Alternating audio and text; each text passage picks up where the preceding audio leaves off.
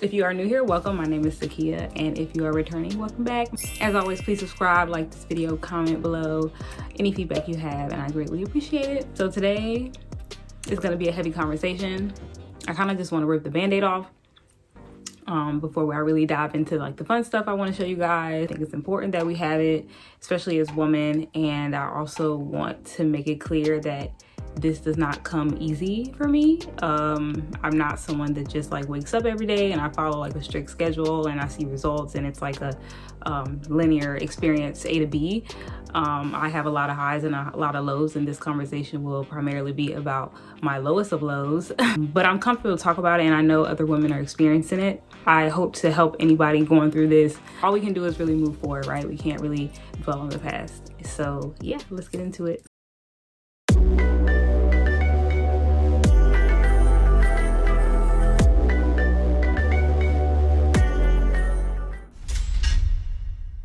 If you read the title, you obviously know that this video will be talking about my binge eating disorder, which also overlaps with other eating disorders such as bulimia and things of that nature. First, I want to give a trigger warning. Like if you have any type of disorder, if you have any type of serious anxiety, or if you feel a little uneasy about having this conversation, I definitely encourage you to watch, because like I'm saying, I've been through this before. Of course, if you feel like it's too heavy for you, then definitely, you know, you can just wait till next week or just watch something else. Binge eating disorder, it's not something I was diagnosed with. I have not gone to the doctor, but I'm very educated. I've been to registered dietitians. The signs and symptoms are very clear. I do want to say that the severity is not as intense, it's very mild. That doesn't mean I can't speak on it though, because I understand the peaks and valleys of it. I want to talk about exactly what it is so there's no confusion. Binge eating is eating excessively for hours at a time, in very large amounts. It feels like you can't satisfy your hunger, and you just unconsciously eating a lot of food and you don't really notice it.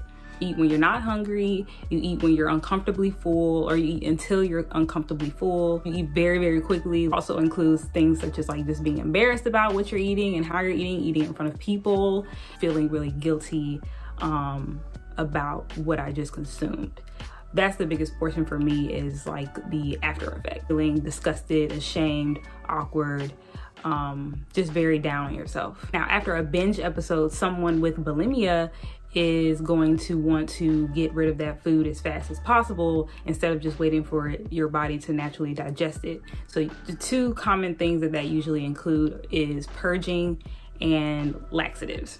But we'll get into that when I further elaborate. I just wanted to differentiate the two of binge eating disorder and bulimia, because people don't know. So let me briefly explain like my upbringing. So growing up, I wasn't really big. I was never really a big girl. I was very active. I played softball. I was a cheerleader. I did gymnastics. My parents just kept me really active because my parents were in the military and they were always pretty lean and in shape. And my mom was very like in control of letting me cook my own food. She was like, you're like 10, you can make your own food now. And it was very just typical stuff, Chef Boyardee, frozen pizzas, hot dogs, things like that, just normal kid stuff that you eat. But I do, thinking about it, I do realize that I ate more than like an average serving size for a kid. So like I would eat 4 or 5 hot dogs, maybe even 6 in one sitting. And you know, those hot dogs came in like a pack of 8. So I used to eat over half of the pack. When I used to eat a lot. Like I didn't really eat what my mom cooked. She cooked all the time, but I was just one of those teenagers like, oh, like I want to stop at McDonald's and Starbucks. And I also want to point out that I was categorized as overweight, very close to obese. So I want to like point that out too, because I know a lot of people like to say, oh, well, you didn't even look that big. But if you look at like the anatomy, the science, the nutrition behind it, I was overweight. When me and my mom went shopping for college, I went to, we were looking for like a white dress for me. We were in Ross and I was trying on dresses and I could not fit a lot of them. And it was a size 13. I know it probably sounds bad, but she was just like, that's enough weight on you, like on your frame, because I'm really short. And so I know it probably sounds harsh the way I'm explaining the story, but my mom has traveled the world. She has met all different types of people. She has experience in all different cultures. So I know she knew that sending me to college, I'm going to meet the real world. Things are not going to be sugar-coated. Men are not going to be nice. You're a Black woman, you know? So she was very like, okay, like, you're beautiful, but you're getting heavy. And I really appreciate that conversation that she had with me. But I think that's when I kind of realized that I have an issue. Fast forward to sophomore year in college, and I was very, very low at that point. I felt hideous. The clothes that I was wearing just weren't flattering for my body. I'm a very sticky girl, and so with big boobs. So a lot of things just aren't flattering on me. I just never felt confident most of the time. So the first time that I purged was there. Just ate a lot and I felt bad about it. I felt ugly, I felt depressed, and I just wanted to throw up. So I did that, and I don't think I've ever done it since. In 2017, if you follow me on Instagram, I entered a local amateur bikini show, and that is when I started cracking down on my food. And that was like the best experience in my life. I wouldn't trade anything for it. I want to talk about that process, because the process throughout it wasn't that pretty. And that was all on me, right? I was not coached. I was not told. Other girls were not giving any type of advice on doing anything like that.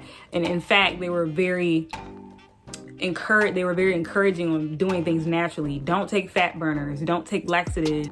It was a very positive environment. For me, I just could not stop focusing on a scale number. I really wanted to be 118 pounds. Like, that's what I wanted to be. I was not thinking about, oh, I wanted to run faster. I want to lift weight. I was literally just like, I want to step on the scale and be this number. I wasn't really familiar with like weight loss, fluctuation, and what it really looks like. I just kind of thought it was a linear experience, but it's not. It's up and it's down. I was doing 2 a day, sometimes even 3 times a day I worked out. And my diet was pretty clean. It was pretty clean. So I think it was 2 weeks before the show when I stepped on the scale, and I was very upset at what it said. It said like 126 or something. Saying that out loud, it sounds ridiculous, right? Like that's a great weight. It's fine. But I remember I woke up that morning. It was 5 o'clock in the morning because I wanted to do cardio, and I got on the scale, and I was like, yeah, I'm about to be like 120 because I've been killing it. Girl. And I was devastated, and I got back, I laid back down. I did not go work out. Like, I had a terrible day. I just remember that day like it was yesterday, because it's sad that I put myself through that. So that's when I started taking laxatives. Because I'm like, well, this weight gotta come off somehow. If you're not familiar with what laxatives are, they're basically just pills. They push water through your small intestines so you can have a bowel movement. Eventually, I got down to 122. That was the lowest weight I've ever been since birth. Even on that day, I couldn't just give myself credit for one day. I was beating myself up. From 2017 all the way up until the beginning of last year, I was still intermittently taking laxatives. So if you've ever seen me lose weight, gain weight, lose weight, gain weight, it's more than likely because I was getting impatient with myself, and I was taking laxatives, and then I I started to feel really crappy, like during the day after I took them. Like, I couldn't even really work.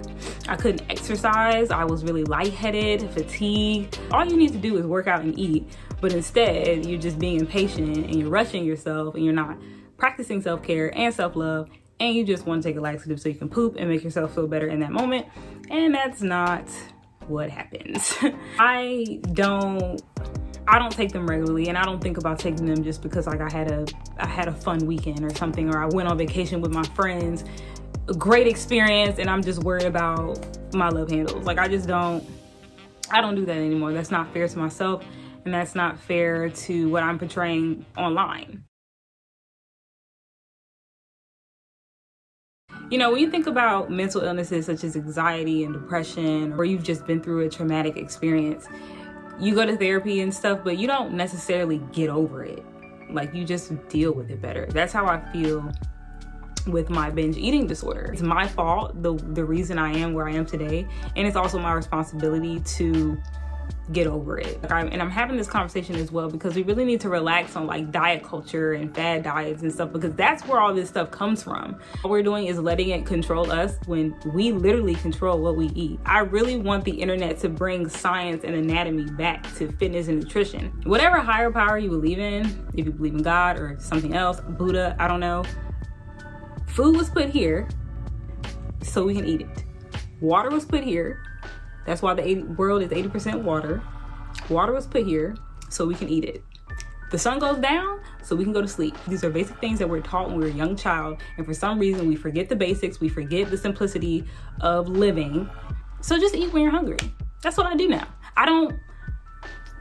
I do still track my macros just to make sure I'm hitting my protein goal, but eventually I'm gonna stop doing that. You wake up, you're not hungry, okay, don't eat. If you wake up at 7 o'clock and you're not hungry until 11, that's fine, that's your breakfast. Next time you have an episode, try to sit back and think, okay, I'm sitting here eating my 4th bag of chips.